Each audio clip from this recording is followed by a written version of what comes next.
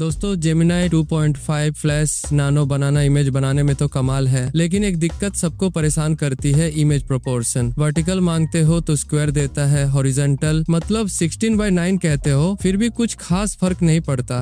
असल में सही एस्पेक्ट रेशियो पाना काफी मुश्किल या शायद नामुमकिन हो जाता है, लेकिन टेंशन मत लो, मैंने एक तरीका ढूंढ निकाला है जिससे आप किसी भी प्रोपोर्शन में इमेज बना सकते हो और अपनी फोटो को मनचाहे फॉर्मेट में बदल सकते हो, वो भी बिल्कुल फ्री। हैक के सीन पे आने से पहले एक काम कर दो, चैनल पे सब्सक्राइब का बटन दबा देना। और अब चलो फुल ऑन क्रिएटिविटी के साथ शुरू करते हैं।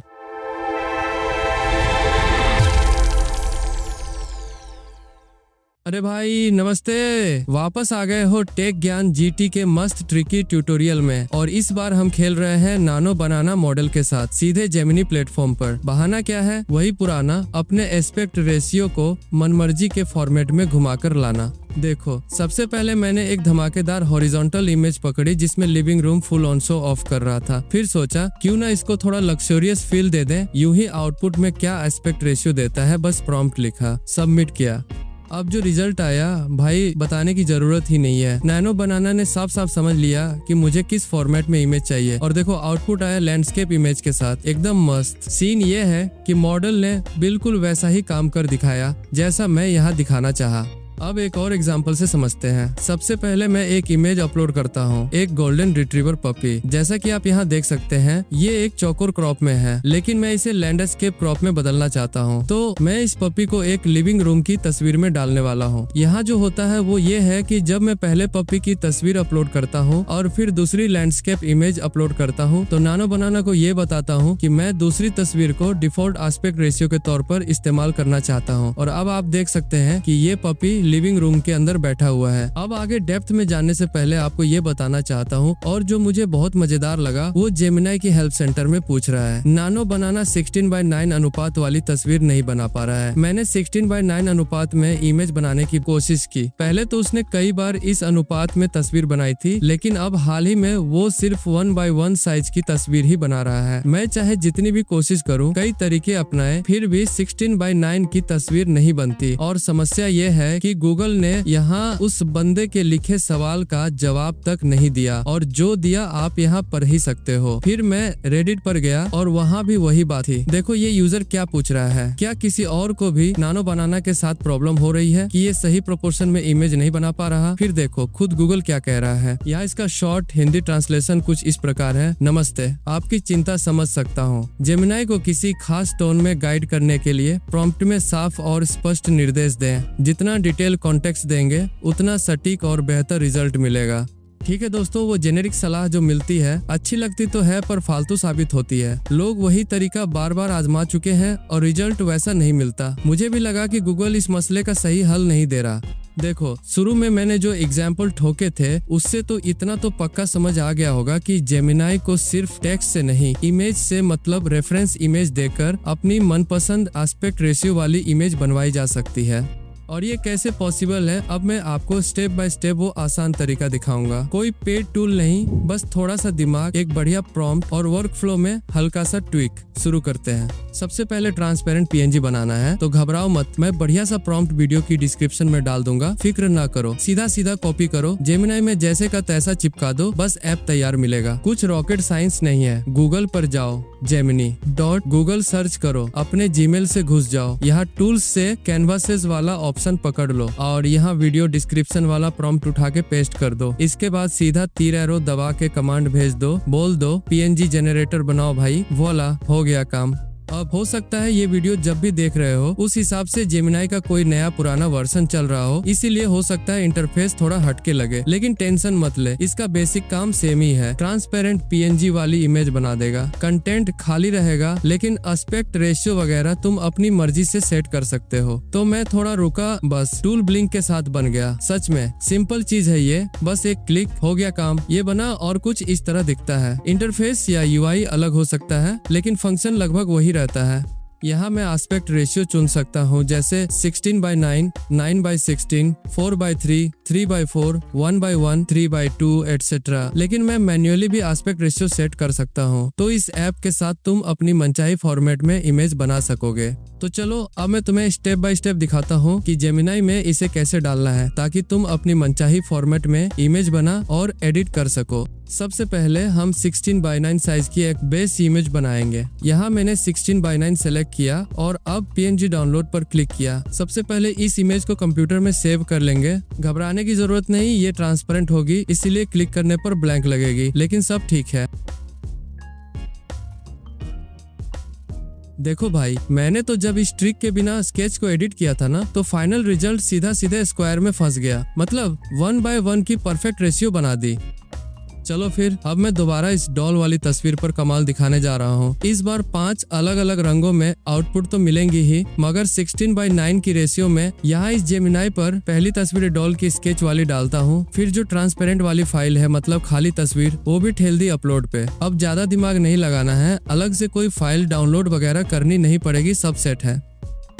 जो प्रॉम्प्ट है वही वाला लूंगा जिसे मैंने पहले यूज में लिया था। इसके बाद इस वीडियो के डिस्क्रिप्शन में जो दिया है उसे उठा के यहाँ चिपका दिया, और ये रही मेरी स्पेशल इंस्ट्रक्शन लिस्ट। तो ये है प्रॉम्प्ट। दूसरी तस्वीर को फाइनल एस्पेक्ट रेशियो के लिए रेफरेंस के तौर पर यूज किया, और उस एरिया को भर दो जो ओरिजिनल तस्वीर में नहीं दिख रहा था। एरो पर क्लिक किया और मैसेज भेज दिया। तो बस इतना ही।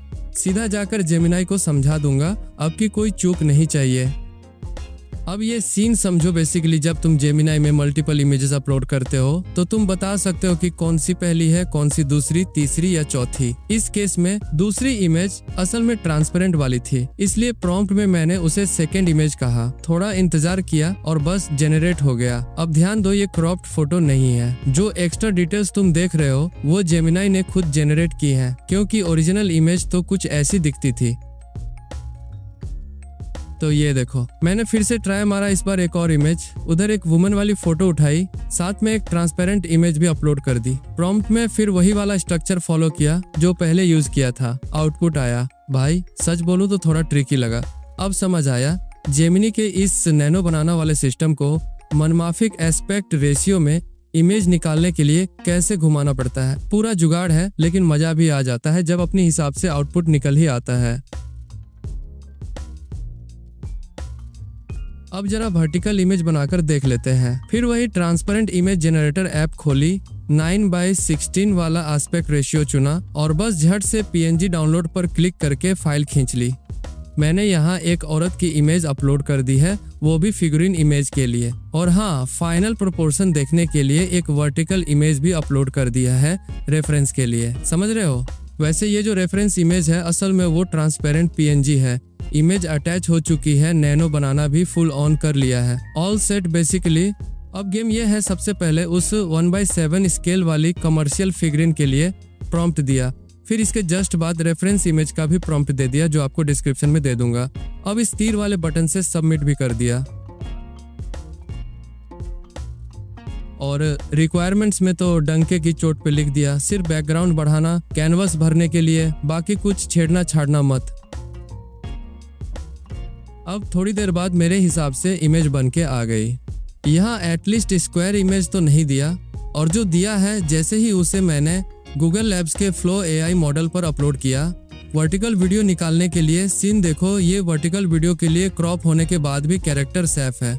देख लो यार, साइड का बैकग्राउंड ही क्रॉप हुआ, कैरेक्टर्स बिल्कुल सेफ है चकाचक। जो मेन फिगरिन है वो पूरी की पूरी वीडियो में शान से आ रही है। Mission accomplished boss.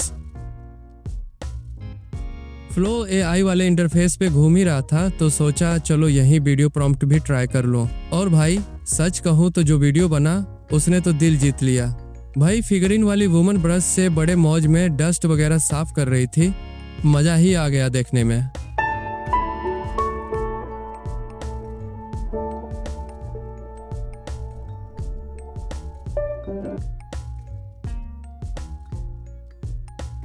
नानो बनाना से लैंडस्केप फॉर्मेट में इमेज जनरेट करना। भाई ये तो बड़ा झंझट वाला मामला है। मैंने सोचा चलो ट्राई करते हैं सीधे साधे प्रॉम्प्ट के साथ एस्पेक्ट रेशियो भी टिकाया 16:9 पर, लेकिन रिजल्ट हमेशा वही पुरानी स्क्वायर इमेज। यार गूगल को थोड़ा दिमाग लगाना चाहिए इस मामले में। जैसे उनके खुद के विस्क प्लेटफॉर्म पर आपको प्रोपोर्शन सेट करने की आजादी है, वैसा ऑप्शन यहाँ जेमिनी या AI स्टूडियो में क्यों नहीं दे सकते। मतलब दुनिया इतनी आगे निकल गई और इधर एस्पेक्ट रेशियो की पकड़ में ही फंसे पड़े हैं।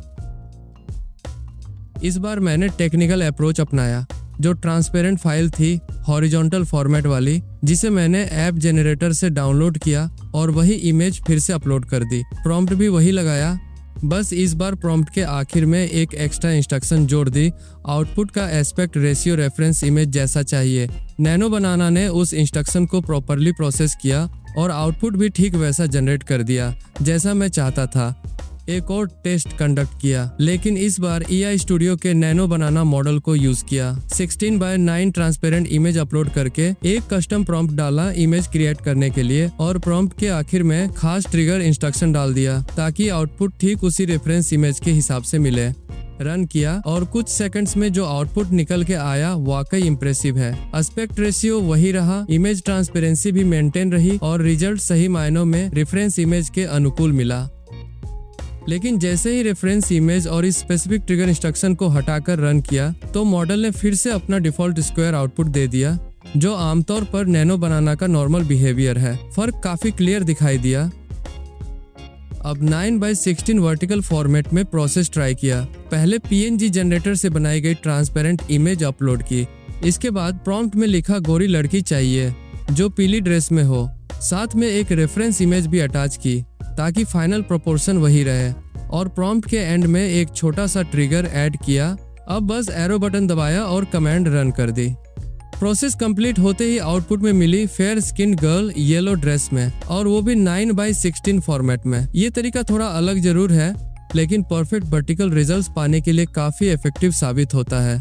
इसी को टेस्ट करने के लिए मैंने फिर से AI स्टूडियो के नानो बनाना में एक दूसरा प्रॉम्प्ट डाला और वही प्रोसेस फॉलो करके इमेज जनरेट की। रिजल्ट साफ है, मेरी ट्रिक सही साबित हुई। अगर आपके पास PNG ट्रांसपेरेंट जनरेटर है तो आप भी अपनी पसंद के फॉर्मेट में इमेज बना सकते हो। तो दोस्तों इसे जरूर ट्राई करो। मैं सारे कमांड्स और PNG ट्रांसपेरेंट जनरेटर का लिंक नीचे डिस्क्रिप्शन में छोड़ दूंगा। और हाँ, वापस आकर कमेंट में बताना क्या ये तरीका आपके लिए काम किया, क्या आपने फोटो का फॉर्मेट बदल पाया। आपकी फीडबैक का इंतजार रहेगा।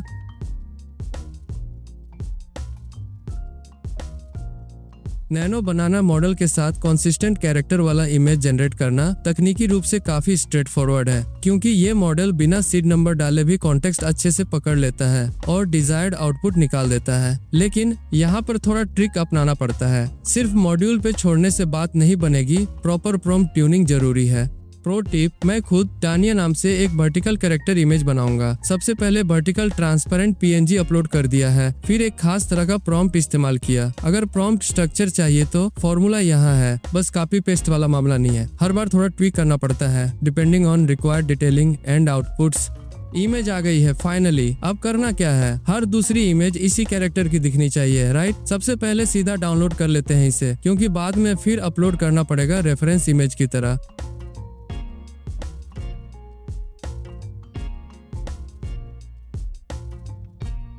अब गूगल नैनो बनाना को इस इमेज पर फोकस करने का संकेत मिल जाएगा। जब मैं कमांड दूंगा, इस इमेज को रेफरेंस के तौर पर यूज करते हुए इमेज को फिर से अपलोड कर दिया गया है और प्रॉम्प्ट इनपुट में add Tania sitting in a restaurant दिया है। इमेज जनरेट होकर आ गई है और वो अपना लाल कपड़ा पहनी है। उसका चेहरा भी वही है, उसके बाल काले और खुलकर बह रहे हैं। उसके शरीर में कुछ भी बदला नहीं है, बदला है तो सिर्फ लोकेशन। इस बार मैंने प्रॉम्प्ट में इंस्ट्रक्शन दिया, add Tania working at a sleek office desk with a laptop, notebooks and a coffee mug, large windows showing a city skyline behind her. और आउटपुट में तानिया स्लीक ऑफिस डेस्क पर लैपटॉप, नोटबुक्स और coffee mug के साथ काम करती दिख रही है। पीछे बड़े शीशे से सिटी स्काईलाइन और नेचुरल डेलाइट की रोशनी आ रही है। तो दोस्तों दोनों इमेजेस को मैंने एकदम कंसिस्टेंट कैरेक्टर में बदल लिया और ये पॉसिबल हुआ रेफरेंस इमेज की वजह से। शुरुआत में रेफरेंस डालो और फिर प्रॉम्प्ट में कैरेक्टर का नाम स्पेसिफाई करते हुए क्लियर इंस्ट्रक्शंस दो ताकि नानो बनाना को पता चले कि एग्जैक्टली ऐसा दिखाना है। अब फिर से रेफरेंस इमेज अपलोड करके हम अपना प्रॉम्प्ट टाइप करते हैं। Add Tania exercising in a modern gym, lifting light dumbbells, mirrors and workout machines in the background. Run किया और नैनो बनाना ने अपने आप समझ लिया कि जिम वर्कआउट के लिए ड्रेस कैसी होनी चाहिए। ड्रेस बदल गई लेकिन कैरेक्टर का रूप और कंसिस्टेंसी बिल्कुल वही रहा। आउटपुट देखकर साफ लगता है कि नानो बनाना कंसिस्टेंट कैरेक्टर बनाए रखने में काफी एफिशिएंट है। दोस्तों मजा तब आया जब मैंने इसी रेफरेंस इमेज को अलग अलग सिचुएशंस में टेस्ट किया। कभी प्रॉम्प्ट डाला at Tania standing in an airport terminal with a suitcase, large glass windows showing airplanes outside. तो कभी at Tania standing in an art gallery admiring a large painting on the wall, minimal modern interiors. और गजब की बात ये रही कि हर बार आउटपुट में कंसिस्टेंसी एकदम परफेक्ट मिली। कैरेक्टर वही रहा, चेहरा वही, पर्सनैलिटी वही, बस बैकग्राउंड और सिचुएशन प्रॉम्प्ट के हिसाब से बदलते गए। यानी नानो बनाना ने साफ दिखा दिया कि रेफरेंस इमेज के साथ आप कैरेक्टर की आइडेंटिटी को बरकरार रखते हुए उसे किसी भी सीन, किसी भी लोकेशन में ले जा सकते हो। यही है असली नानो बनाना एआई मैजिक। इस बार फिर से रेफरेंस इमेज के साथ हमने अपना प्रॉम्प्ट लिखा, तानिया को खड़ा दिखाओ ट्रेन में। तानिया मुस्कुरा रही है, काले टी शर्ट और नीली जीन्स पहने, और बस हो गया। आउटपुट में वही कंसिस्टेंट कैरेक्टर नजर आया, चेहरा फीचर सब सेम लेकिन इस बार अलग कपड़ों में। और ये सब इसलिए क्योंकि हम रेफरेंस इमेज का यूज करते हैं ताकि कंसिस्टेंसी बनी रहे। हमने नाम से भी रेफर किया यानी तानिया, ताकि हर प्रॉम्प्ट में वही कंसिस्टेंसी बनी रहे। और देखो हर बार एकदम परफेक्ट कंटिन्यूटी मिलती है, कैरेक्टर वही लेकिन सीन और स्टाइल नए नए। इसी तरह कंसिस्टेंसी को पूरे प्रॉम्प्ट्स में बनाए रखते हैं, बस हो गया। तो देखो वैसे ही तुम आसानी से एस्पेक्ट रेशियो सेट कर सकते हो और नानो बनाना में अपने कैरेक्टर्स को एकदम कूल और कंसिस्टेंट बना सकते हो। मेरी तो यही उम्मीद है कि ये सारी बातें तुम्हारे लिए वाकई काम की रही होंगी। और अगर वीडियो थोड़ी भी पसंद आई हो तो लाइक ठोकना मत भूलना, ठीक है। कोई और टेंशन या सवाल हो तो नीचे कमेंट फेंक दो। वैसे किस सेक्शन पर अगला ट्यूटोरियल चाहिए या कौन सी ट्रिकी वीडियो चाहिए बता देना। मैं तो सजग बैठा हूँ, आपकी मदद में कोई कसर नहीं छोड़ूंगा। और हाँ, बाकी दिन में जो भी नया करना है उसे खुल के जियो। Good luck. अगले वीडियो में फिर से धमाकेदार मुलाकात होगी। और जाते जाते टेक ज्ञान जीटी की तरफ से ढेर सारी नवरात्रि की मस्त शुभकामनाएं।